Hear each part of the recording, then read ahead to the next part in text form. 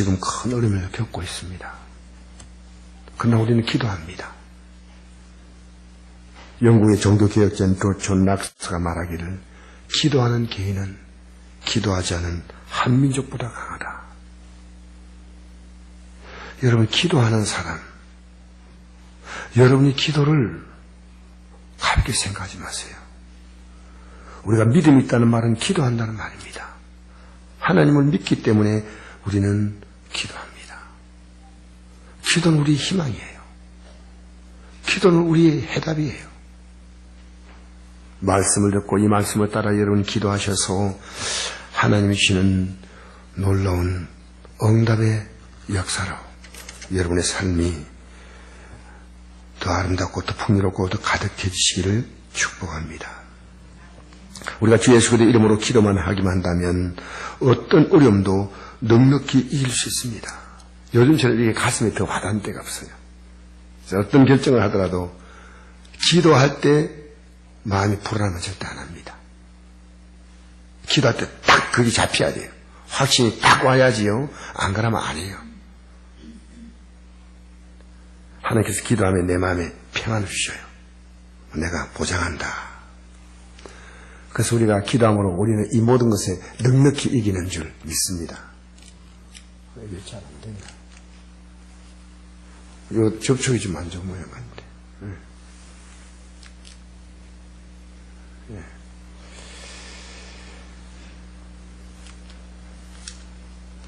아, 이게 배터리가 다 나갔나? 눌러주세요. 그러나 이 모든 일에 우리를 사랑하여 말미암아 우리가 넉넉히 이기느니라 했습니다. 넉넉히 이긴다. 그냥 이기는 게 아닙니다. 겨우 이기는 게 아니에요. 겨우 해결되는 게 아니에요. 넉넉히 이긴다. 어떤 문제도. 우리가 기도하면 우리는 국가적인 이 위기를 믿음의 사람들이 기도하며 넉넉히 이기게 됩니다. 오늘 본문 33절 보니까 비춰보세요. 이것을 너희에게 이르는 것은 너희로 내 안에 평안을 누리게 하려 함이라. 세상에 너희가 환난을 당하나 담대하라. 내가 세상을 이겼노라. 예수님께서 오늘 본 말씀하신 목적이요. 이것을 이르는 것은, 이것을 너희들에게 말해주는 것은 너희로 내 안에서 평안입니다. 그냥 내 안에서 평안. 세상에 너희가 환난을 당하나 담대하라.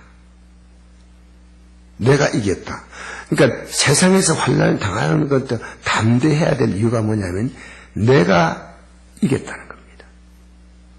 내가 이겼는데 왜 이겼냐? 너희들을 평안 누리게 하게 하셔서 이겼다는 거예요. 너희들 때문에 이겼다는 거예요. 너희들 때문에 십자가에 못 박혔고 너희들 때문에 부활했다는 거예요.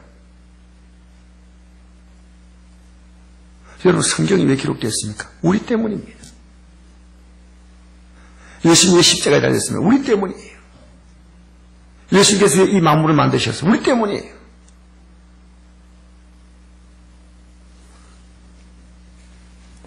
예수님이 하신 그 모든 사건은 바로 우리가 그대로 누릴 사건이에요. 예수님께서 그 곧다가올 십자가의 죽음을 앞두고 지금 하시는 마지막 고백 설교가 요한복음 14장, 15장, 16장입니다.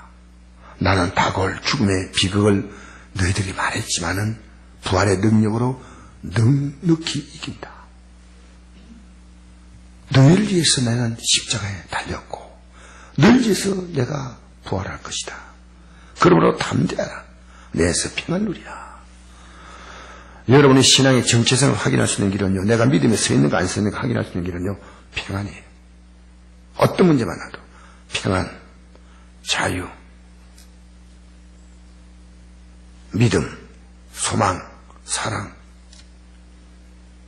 평안이 없다. 그럼 여러분이 삶의 중심축이 여러분이 옮겨진 거예요. 주님이 내 중심이 되면요, 안 흔들려요. 이번에 세월호 보십시오. 밑에 그 기준을 잡아주는 물탱크에 물이 없어. 위에 무게중심이 온 거예요. 내 인생의 무게중심이 오면요, 안 돼요. 예수 그리스도가 우리의 무게중심이 돼요.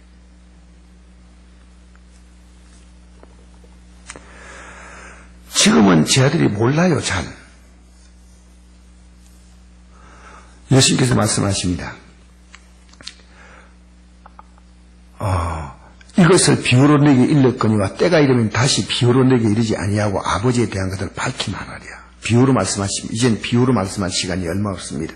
바로 십자가에 달리시는 사건이 눈앞에 와 있습니다. 바로 그 주간이에요.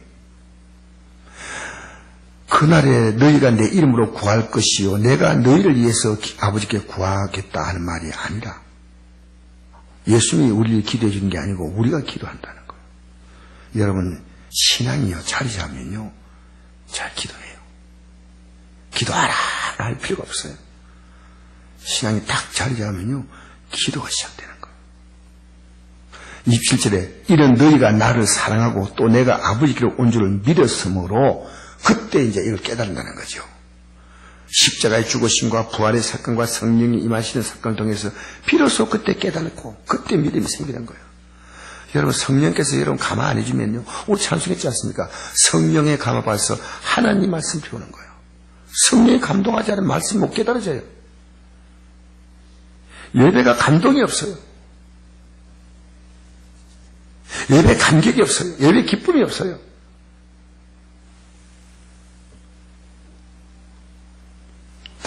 이런 너희가 나를 사랑하고 또 내가 아버지께로 온 줄을 믿었으므로 아버지께 친 너희를 사랑하십니다. 내가 아버지께 나와서 세상에 왔고 다시 세상을 떠나 아버지께로 가노라. 지금 예수님은 이제 이 땅에 말씀 육신이 되어 이 땅에 오셨잖아요. 그리고 이 땅에서 말씀 전하시고 말씀 육신이 되어서 모든 걸 다 삶으로 보여주시고 마지막으로 하나님의 사랑을 십자가로서 나타내시고 부활했잖아요. 제 아들이 말하되 지금은 밝히 말씀하시고 아무 비유도 하지 아니하시니 우리가 지금에야 주께서 모든 걸 아시고 또 사람의 물음을 기다리지 않은 줄 아나이다. 이로써 하나님께로서 나오시면 우리가 믿사옵나이다. 이제 믿는다고 합니다. 예수님께서 31절에 보니까 너희가 믿느냐?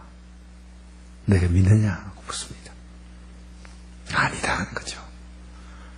여러분 예배당에 나와서 믿는다고 해도 믿는 거 아니에요. 믿음이 삶이 돼야 믿는 거예요. 믿음이 머리에 있으면 안 돼요. 믿음이 가슴에 와야 돼요. 그게 믿는 거예요. 믿음이 가슴에 오면요 세상이 평안해요. 담대해요. 두려움이 없어요. 그러면 32절에 말씀하십니다. 너희들 믿는다고 말하지만 곧 흩어진다는 거죠. 보라 너희가 다 각각 제 것으로 흩어지고 나를 혼자 둘 때가 오나니 벌써 왔도다. 그러나 내가 혼자 있는 것이 아니라 아버지께서 나와 함께 계시느니라. 다 떠나가도 괜찮다. 그런데도 내가 너희들이 이 말을 하는 이유가 있다는 거예요. 내가 이 말하고 너희들이 나 배신하고 다 도망갈 줄 안다. 그때 내가 이 말을 하는 이유가 있다는 거예요. 이것을 이루는 것은 너희로 내 안에서 평안을 누리게 하려 합니다. 세상에 내가 환난을 당하나 담대하라. 내가 세상을 이겼노라. 무슨 얘기입니까? 예수 그리스도가 우리 안에서 살아서 이겨주시고 평안을 주시고 해결하시고 왜 그렇게 불안합니까?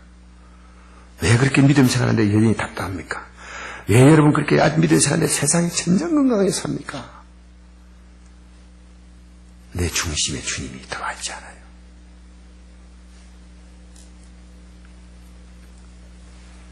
주님이 살아주십니다. 예수 그리스도를 믿는 삶이란 뭐냐면 주님이 내 인생을 살아주시는 거예요. 나는 그분을 믿고 사는 거예요. 여러분 지금 못 깨닫는다고 안 가르치면 안 됩니다. 왜? 어느 날 이걸 깨달을 날이 온다는 거죠. 여러분도 지금 못 깨달아서 제가 가르쳐 드려야 돼요. 언젠가는 깨달습니다. 배신한 베드로가 나중에 주님 말씀이 생각나서 심히 통곡했잖아요. 생각이 납니다.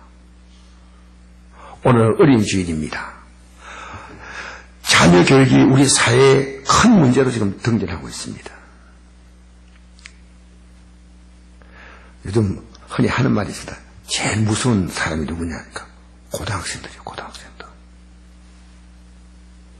부모님이요, 자녀 교육을 잘못했어요. 미국은 지금 사법당국이 자녀가 범죄는, 미성년의 범죄는요, 부모를 처벌합니다, 같이. 왜? 잘못 교육했다는 거예요. 우리는 이 세상 교육기관에 자녀의 모든 교육을 토탈로 다 맡깁니다. 기술과 학문은 전문이니까 맡겨야지만은요, 인생관과 인품은 부모가 지금 못 깨닫는다 하더라도 마땅히 가르쳐야지 늙어도 그 길을 떠나지 않습니다. 비춰보세요. 마땅히 행할 길을 아예 가르치라. 그러면 늙어도 그 길을 떠나지 아니하리라. 오늘 어린이 주일, 혹은 꽃주일, 어린이가 꽃처럼 예쁘다 그러죠. 제가 생각해 보니까 어려서 배웠던 신앙이 어느 순간에 제 인생이 되었더란 거예요. 그 감격한 거예요. 그때는 못 깨달아가지고요, 갈팡질팡한 때가 많아요. 근데 어느 날 제 인생이 됐어요.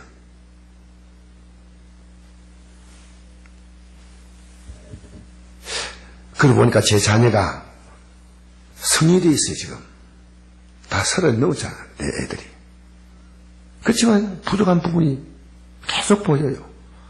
그때 이거 가르쳐야 되는데 못 가르쳤구나. 제가 살기 바빠가지고 막 애들 막 그냥 솔직히 팽개치고 다녔죠. 너무 부끄러워요. 특히 다른 건 아니에요. 자기들이 연봉을 얼마 받든지 집을 새로 샀든지 이건 제 관심사가 아니에요. 믿음의 문제입니다. 믿음의 문제입니다. 그래서 제가 어제 문자를 보냈어요. 애들 보고. 자녀, 부모가 기도하는 자녀는 망하는 법이 없다. 맨날 기도하고 있다. 그리고 내가 3가지 소원이 있다. 나 자신도 소원이지만 너들도 이런 소원 가지라는 거죠. 부끄럽지 않은 아버지, 부모, 아버지로서 내 남은 생을 살고 있게 부끄럽지 않은 아버지가 되고 싶고, 부끄럽지 않은 남편이 되고 싶고, 부끄럽지 않은 목사가 되고 싶다. 이 3가지. 내가 하고 있는 일에서 부끄럽지 않고, 왜? 내가 살아가는 인생은 그들이 내가 내 나이가 되면 그 자리에서 서야 될 모델입니다. 내가 모델이에요. 여러분, 내 인생이 모델이에요. 두려운 거예요. 막 살면 안 돼요. 내가 살아가는 이 인생의 걸음이, 제가 이 지금 나이가 젊지만은 제 나이가 되면 애들이 세야 될 모델이 이 자리예요. 그러니까 제가 두려운 거예요. 옛날 제가 겁없이 행동했어요. 이제는 말 한마디가요, 얼마나 조심스러운지 몰라요. 왜냐하면 애들이 세야 될 정확한 지점을 나를 통해서 볼 수 있는 거죠. 방황할 이유가 없잖아요. 우리 어머님이 어떻게 하셨다. 우리 아버님이 그때 이렇게 사셨다는 거예요. 그래서 주의 교훈과 훈계로 양육하라. 말만 하는 건 누가 못합니까? 삶으로 보여주는 게 무섭다는 거예요.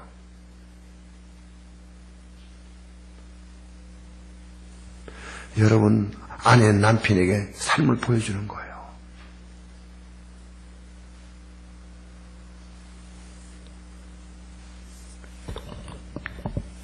그래서 성경은 우리에게요, 효의 대상, 부모는 어떤 관계냐? 효의 대상이다. 자녀는 어떤 대상이다? 가르침의 대상이에요. 부부는 어떤 관계냐? 서로 사랑하고 존중할 대상이다. 근데 이게 뒤죽박죽 됐어요. 부부는 사랑과 존중의 대상이 아니고 자녀가 사랑과 자녀에게 가르친 게 별로 없어. 성경이 말합니다. 비춰보세요. 자녀들아, 주 안에서 내 부모에게 순종하라. 이것이 옳으니라. 내 아버지 어머니를 공경하라. 이것이 약속의 첫 계명이니 이로써 내가 잘되고 땅에 장수하리라. 또 아비들아, 너희 자녀를 노엽게 하지 말고 오직 주의 교훈과 훈계로 양육하라. 여러분, 자녀에게 주의 교훈과 훈계를 양육하고 보여주고, 그리고 우리 애들이 이런 얘기해요. 아버지, 믿음만큼은 아버지 앞에 항상 죄송합니다. 그래요. 다 다른 문제는 우리가 열심히 살고 있지만 믿음 문제만큼은 아버지 죄송합니다. 부모의 꿈이 뭔지를 아는 거예요, 애들이. 알아야 돼요. 우리 부모님께 효도하는 게 용돈 드리는 게 아니다. 그거 알아야 돼요.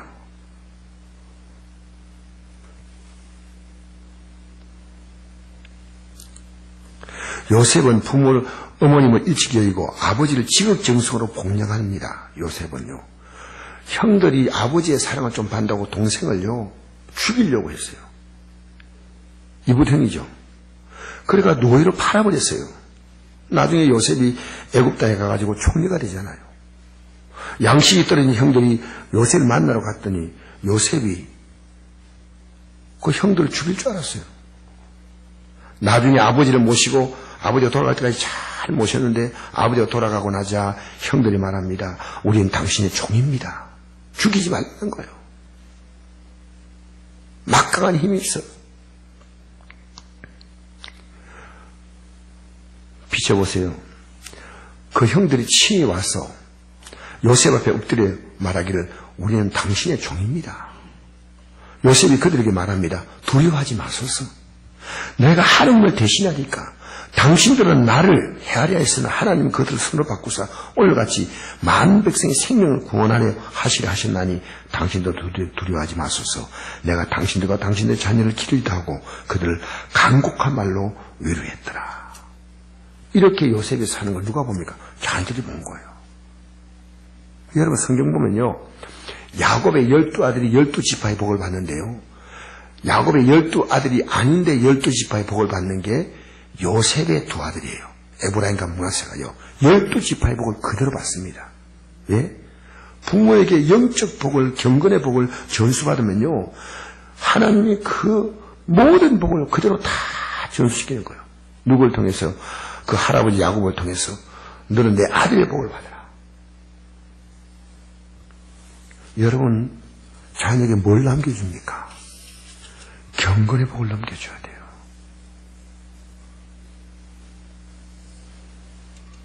세계무역센터 총재가 한국이라는 사실 아십니까? 작년까지인데 올해는 모르겠어요. 이휘돈 박사라고. 그가 자녀의 삶의 가치관을 성경적으로 정립시키려고요. 5살 때부터 선교지의 애를 업고 다녔어요. 업고. 이게 선교다. 새벽기도 가르치고 제자훈련 어려서 가르쳤어요. 그냥 하나님께서 그런 인물이 나오게 하시는 거예요. 그래서 우리 선곡교회를 보면서 인물이 나오는 교회, 인물이 나와야 돼요. 근데 그게 안 보여요. 안타까운 말 같지만 주일 학생이 새벽에 나와야 돼요. 제 꿈이에요. 하나님 인물 안 만들면요 이 세상에서 도토리 기저귀를 합니다. 하나님이 그 인생의 서팩이 되어 주셔야 돼요. 하나님이 그 인생의 서팩이 되어 주셔야 돼요. 이돈 박사가요 15분 타임을 스케줄을 짜가지고 살아간대요. 너무 자기 업무가 많아가지고. 그런데 매일 새벽기도 2시간을 투자하는 거예요. 왜? 하루의 삶을요 마귀를 선제 공격한다는 거예요. 그렇지 않으면 이기지 못하는 거예요.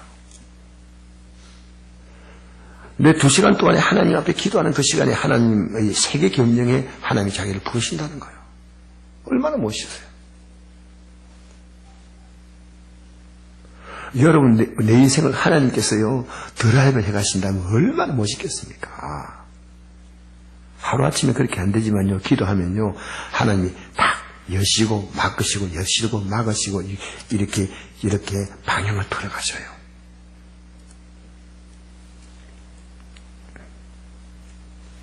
애들 보고 애들 친구가 전화가 왔어요. 그 자기 딸도 있고 그 박사님이 딸 장로님이세요. 장로님이라고 하는 게 더 낫겠네. 장로님이 딸도 있고 아들도 있어요. 근데 그 누구 집이 좋아하면 아니다 이런데요. 자녀가 가르치는데 이건 네 집이 아니야. 아빠 집이야. 그리고 엄마 아빠는 앞으로 너보다 오래 못 살 거니까 좋은 건 우리가 먹어야 돼. 철저하게 자녀에게요. 그 자녀에게 내가 살아간 삶이 너의 미래가 된다는 걸 가르친다는 거죠.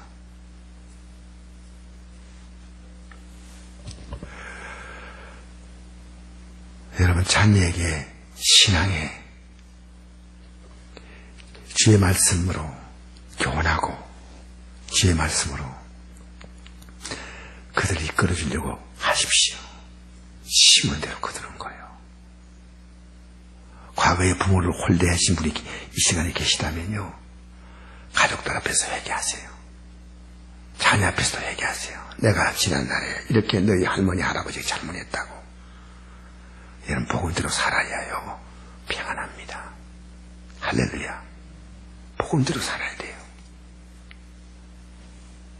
예수님을 이 세상에 보내신 하나님의 사랑을 알고 누리는 걸 가리키는 게 가장 중요합니다. 하나님의 사랑을 받은 자다는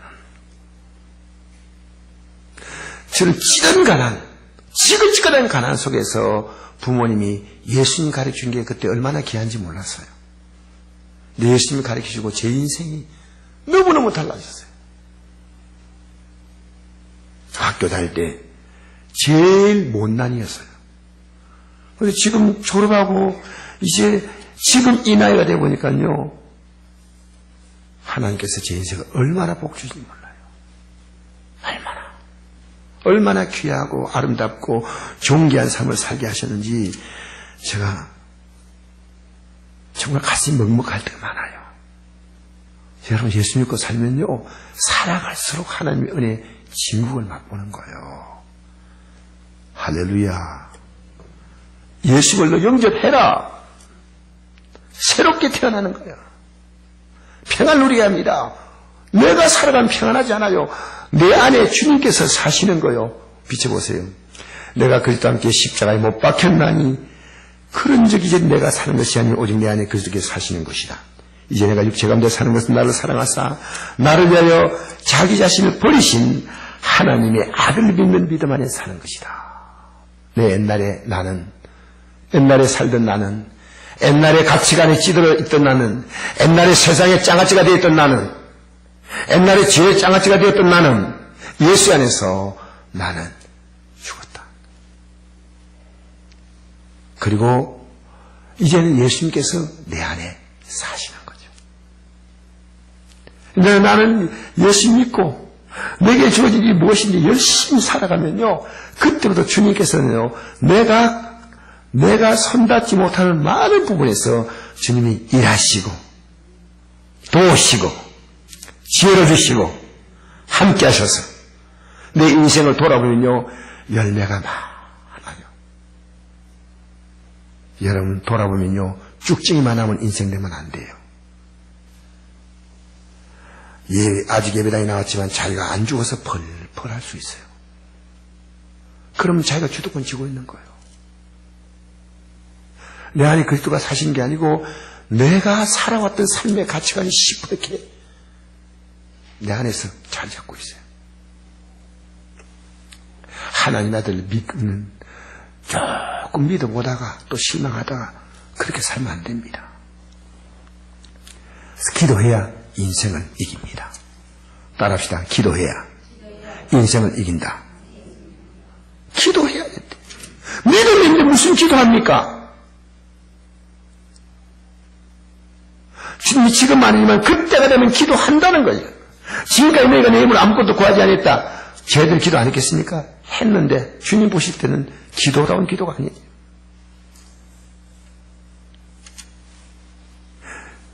한번 비춰보세요. 지금까지 너희가 내 이름으로 아무것도 구하지 않았다. 기도 안 했겠습니까? 제 아들은, 유대인들은 기도하는 게 삶의 습관이에요. 근데 내 이름으로 예수님이 어떤 존재인가, 그것이 이름이에요. 예수님이 어떤 존재인가 알고 기도해야 되는 말입니다. 예수님이 어떤 존재인가 모르고 기도하면 기도가 아니에요. 내 이름, 예수 그리스도의 이름. 예수님이 이 땅에 오셔서 나를 위해서 뭘 하셨는가?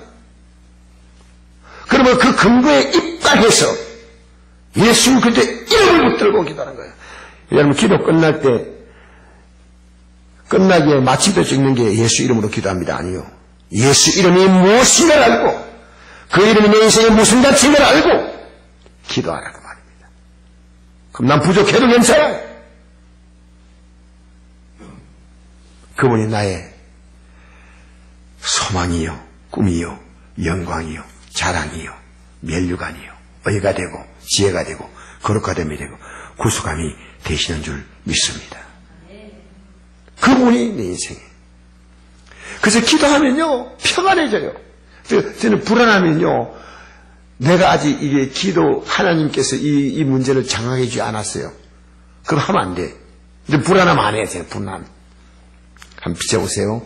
아무것도 염려하지 말고 오직 모든 의 기도와 간구로 너희 구할 것을 감사함으로 하는 게 아니라 그래 모든 지각이 뛰어난 하나님의 평강이 그리스도 예수 안에서 너희 마음과 생각을 지키시라.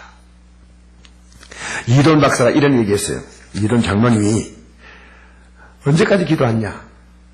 자기는요 내가 당한 그 문제가 몰락몰락 할 때까지 기도한다는 거예요. 아무것도 아니다. 확실히 확 올 때까지 기도한다. 그때까지 기도해야지. 이까지 문제 아무것도 아니야. 내가 만나는 그 사람 아무것도 아니야.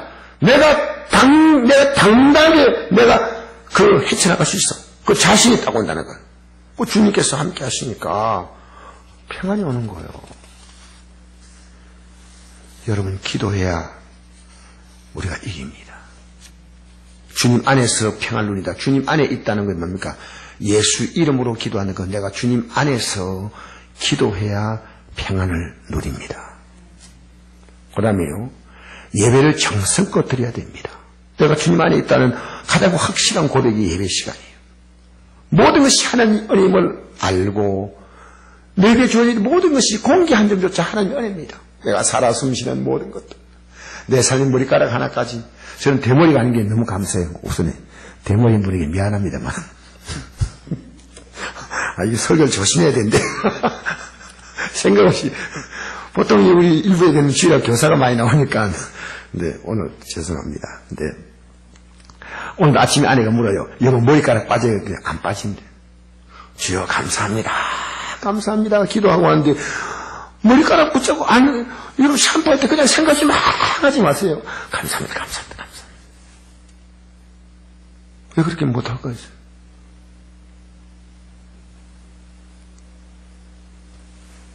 이덕화가 머리를 심어가지고 그 좋은 머리하고 자연의 머리하고 비교가 됩니까? 주님 안에 가장 확실한 고백이 예배입니다. 그러므로 예배 순서가 은혜로 가득합니다. 설교만이 은혜가 아닙니다. 모든 순서가 은혜입니다. 우리 지난 그 화요일날 우리 목사님 모임에서 가서 예배를 드린대요. 얼마나 기쁜지 몰라요. 목사님이 모여서 목사님들끼리 모였지만요. 찬송하고 기도하고 말씀으로 교제하고 말씀을 듣고 서로 교제하고 이야 이거 정말 행복하다. 행복 그 자체다. 여러분 예배가 행복하지 않으면요. 나와 주님과 거리가 있습니다. 거리가. 만약에 예배가 행복하지 못하면 자신을 돌아봐야 됩니다.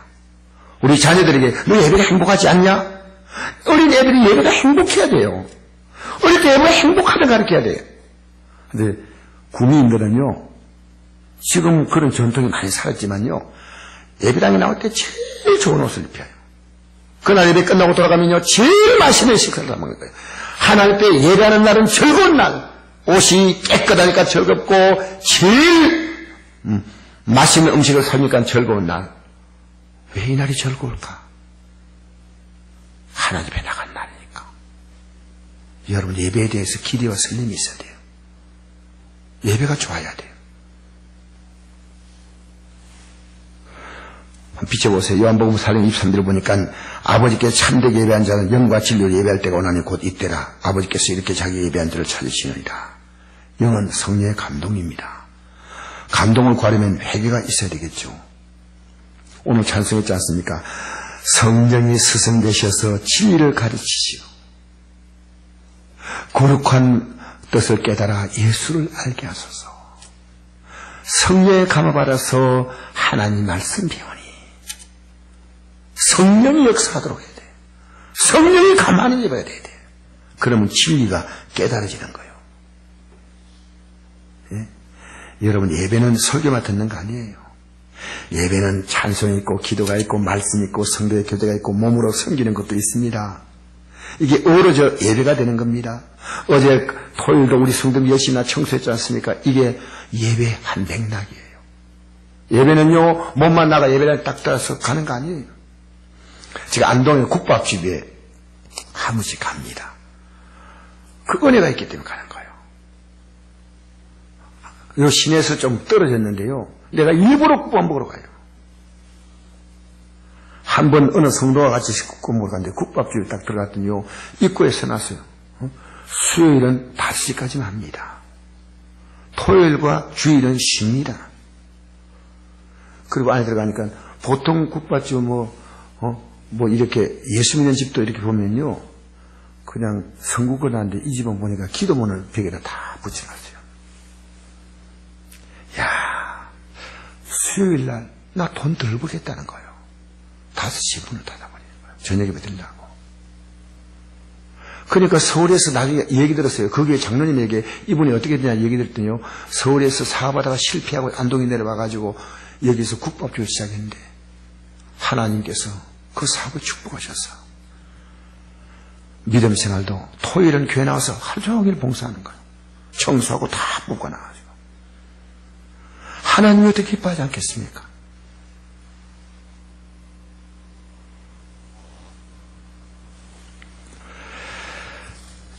그 집에 가니까 양도 푸짐한데 믿음이 푸짐해요. 여러분, 이론 박사가 간증할 때 이런 간증을 했어요. 스웨덴 국왕이 그를 만찬에 초대를 했대요. 그런데 국왕이 초대한데 거절할 수 없잖아요. 그런데 정중하게 거절했대요. 난 미국에서 가장 귀한 분을 만나야 합니다. 그 양해를 구했대요. 그때 이분들이 이야, 이 주빈인데 주빈이 참석하지 않으니까 세계무역센터 총재 주빈이 참석하지 않으니까 이거 곤란하다. 당연히 스웨덴까지 왔으니까 참석할 줄 알았죠. 그날 토요일입니다. 그래서 미국의 버락 오바마 대통령을 만나는구나 생각했어요. 이분이요, 그게 아니에요. 가장 귀한 분은 자기가 다니는 교회 가서 예배드리고 봉사하는 거예요. 유럽에 할 일이 많은데 와가지고 예배드리고 그 다음에 다시 비행기로 예배 끝나고 돌아가가지고 유럽 가서 또 일을 보는 거예요. 자기는 철저하게 주님 중심으로 살려고 한다는 거예요. 여러분, 저는 그 사람이 유명하다는 게 아니고 예수 믿는 삶 자체가 아름다워요. 예수 믿는 삶 자체가 향기가 있어요. 여러분, 우리가 예수 믿는데 뭐 성공했다 이걸 교회에서 얘기할 필요가 없어요. 예수 안 믿어 성공한 사람 얼마나 있어요. 그 사람이 실패했던 성공했던 감이 없습니다. 예수 믿고 그 사람의 삶에 어떤 믿음의 향기가 나오냐, 이게 중요한 겁니다.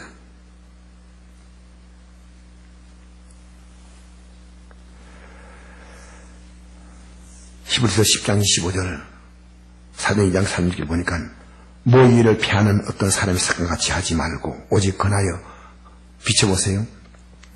날마다 마음을 같이하여 성전에 모이를 힘썼다. 우리 교회는 아침 저녁에 2번 예배 드리지 않습니까? 새벽에도 못 나온 분이 있어서 저녁에 어제는 아무도 안 나왔어요. 아니하고 저하고 둘이서 했어요. 부부는 용감하였다.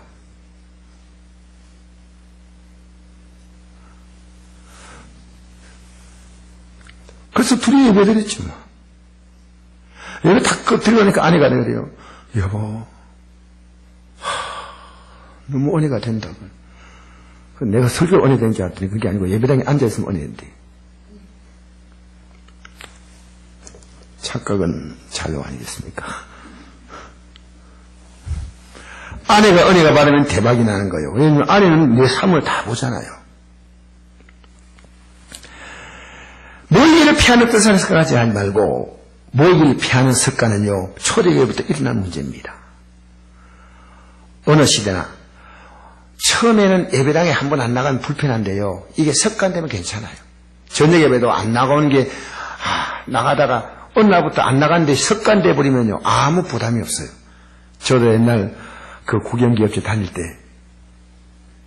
주일날 못 나갈 때가 있어요. 근데 그게 습관되니까요, 아무 부담이 안 돼요. 처음에는 그 굉장히 부담스러워요. 여러분, 예배당에 나오지 않는 게 습관되면 안 돼요. 습관되면 안 돼요. 어느 날 이게 고착돼 버렸어요. 그래서 이게 분단의, 다음 예배 나가려고 하면 분단의 벽을 넘어야 돼. 예? 판문점을 넘어가야지 예배가 되는 거예요. 이건 사슬 넘어가야 되는 거예요. 그래서 저는 예배를 드린 사람이 한 번 더 예배 나온다는 것은요, 그 사람은 안 믿는 사람이 예수 믿는 자리 나오는 만큼 힘들어요. 저는 그거 충분히 이해해요. 그 대단한 도전이에요. 새벽기도 안 나온 사람이 나온다? 이건 엄청난 도전이에요. 저는 알거든요.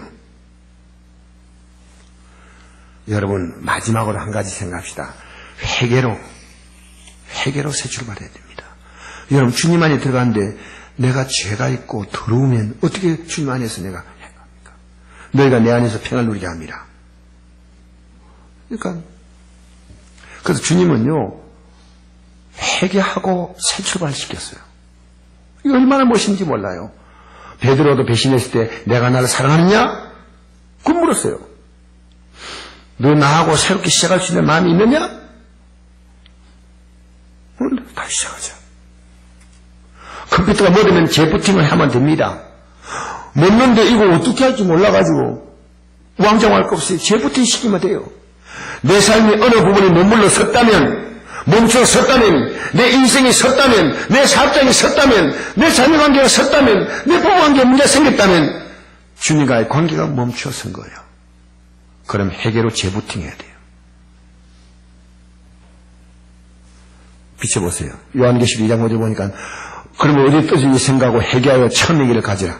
만일 그를 하지 아니하고 회개하지 아니하면 내가 내게 가서 내 촛대를 그녀를 옮기리라. 내가 왜 이렇게 떨어졌는가를 생각해야 돼. 그리고 빨리 재부팅 시켜야 돼. 언제까지 여러분 믿음의 삶을 뻗대면 안 돼요. 뻗댈수록 손해요. 빨리 해결해야 돼. 급히 해결해야 돼. 비춰보세요. 성경. 여호와의 손이 짧아 구원하지 못하심도 아니요 귀가 둔하여 듣지 못하심도 아니라 오직 너희 죄악이 너희와 너희 하나님 사이를 갈라놓았고 너희 죄가 그의 얼굴을 가려서 내게 듣지 않으시게 하리 함이라. 죄가 있다는 거예요. 죄 있고 기도하면 안 돼요. 죄 있고 하나님과 관계가 이루어지려고 생각하지 마세요. 그래서 죄는요, 그때 그 자리에서 바로 떼내버려야 돼요. 어느 현장에서 나도 모르게 내가 부부 생활에서, 가정 생활에서, 자녀 생활에서 내가 잘못했다고 생각될 때 그때 남이 아무리 몰라도 내 마음에 안 닿으면 그때 빨리 하나님과 나사에서 주여 회개합니다. 저는요, 매일 회개를요, 기본 30분 해요. 단기도는 왜 하나님과 관계가 불편하면 안 되잖아요. 부부와 관계가 불편해봐요. 사는 게 얼마나 힘든지. 밥이 넘어갑니까? 잠이 옵니까? 여러분, 환경에 문제가 생겼다 생각합시다. 남편과 문제가 생겼다 합시다. 아내와 문제가 생겼다 합시다. 자녀와 문제가 생겼다 합시다. 부모와 문제가 생겼다 합시다. 직장에 문제가 생겼다 합시다. 사업적인 문제가 생겼다 합시다. 회개한 문제들입니다. 회개하면 재부팅 되는 거예요. 회개하면 회복되는 겁니다. 여러분, 세상이 난리가 나도요, 내가 하나님 앞에서 영적으로 바로 서면요, 악한 죄 파도가 많지만 마음이 편한 거예요. 난리가 나도 괜찮아요. 집이 어떤 문제가 생겨도 내가 하나님과의 관계가 딱 된 사람은 불안하지 않습니다. 여러분, 사도 바울이 난 날마다 죽는다 고백했습니다. 그리고 그걸 자랑이라고 고백했습니다. 비춰보세요. 형제들아, 내가 그리스도 예수 우리 주 안에서 가진 바 너희에게 대한 나의 자랑을 두고 다나니 난 날마다 죽노라. 날마다 죽다는 말이 뭡니까? 날마다 회개한다는 거예요. 이게 그렇게 자랑스러운 거예요. 회개하면 하나님이 내 인생을 재부팅시키는 거예요. 회개하면 나는 새롭게 시작할 수 있는 거예요. 하나님 날마다 새롭게 시작하자. 내가 새롭게 내 인생을 주겠다. 얼마나 멋있습니까? 여러분, 그리스도인들은 모든 것이 하나님 주님의 손에 있음에 어떤 일 만나도 잃을 것이 전혀 없는 사람들입니다. 우리가 죽으니 우리를 잃기만 됩니까? 아니요. 더 영광스러운 생명으로 삽니다. 알겠어요? 여러분, 잃을 게 없어요. 저도 과거에 여러분 모든 걸 다 잃은 경험을 하고 있습니다. 30대 중반에 솔직히 저는 아파트 세 채 값을 그 당시에 제가 빈손으로 쎄가지고 그때까지 올 때 얼마나 고생을 오던데요. 하루아침에 다 없어졌어요. 지나고 보니까요, 없어진 게 아니에요. 아버지 손 안에 있는 거예요. 할렐루야. 여러분 착각하지 마세요. 욥이 이랬다고 이런 겁니까? 아버지 손에 다 있어. 10자녀를 먼저 데려가서 한 나라가 있고 하나님이 다 회복시킨 거예요. 모든 게 다 주님 손에 있는 거예요. 뭘 여러분 불안해합니까? 뭘 걱정합니까? 내가 하나님 손에 모든 것이 있음에 이런 것이 없다는 믿음을 가지시기 바랍니다. 하나님 이 믿음 갖게 해주시옵소서. 우리 성경 마지막 같이 읽겠습니다. 비춰보세요. 한번 읽어봅시다. 시작.